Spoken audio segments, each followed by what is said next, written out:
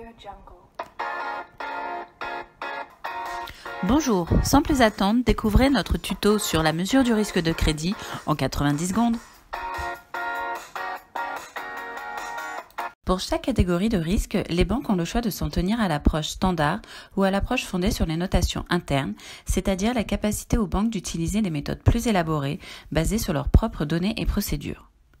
Pour le risque de crédit, il existe trois approches possibles.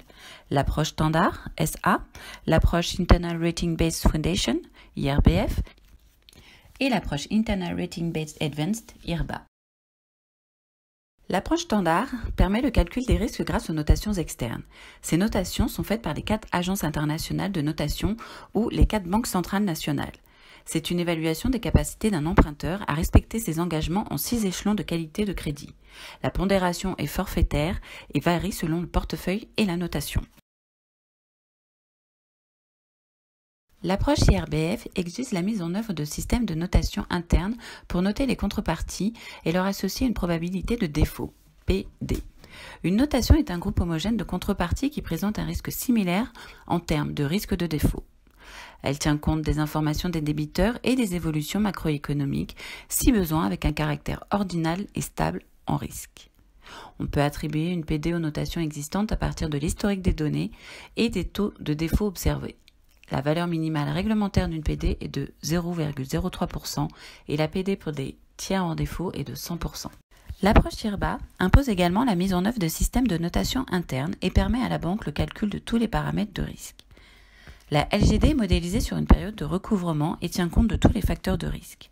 Il est impératif d'estimer 2 types de LGD, la LGD à long terme et la LGD downturn, aussi appelée LGD de ralentissement économique.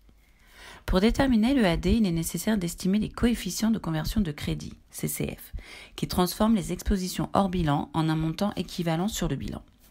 Le AD est égal au montant réellement utilisé, plus les engagements de financement non tirés auxquels s'applique le CCF, compris entre 0 et 1.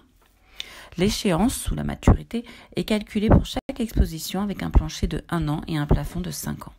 Les paramètres de risque suivent un cycle de vie en 7 étapes.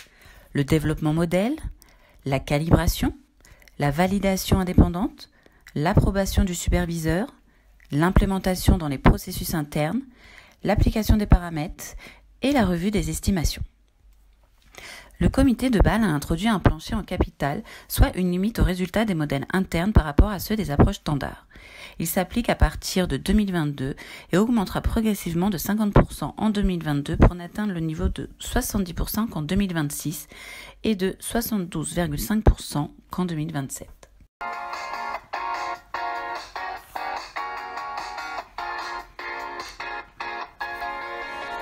Pour découvrir tous nos autres tutos, rendez-vous sur notre chaîne Accès au Consulting.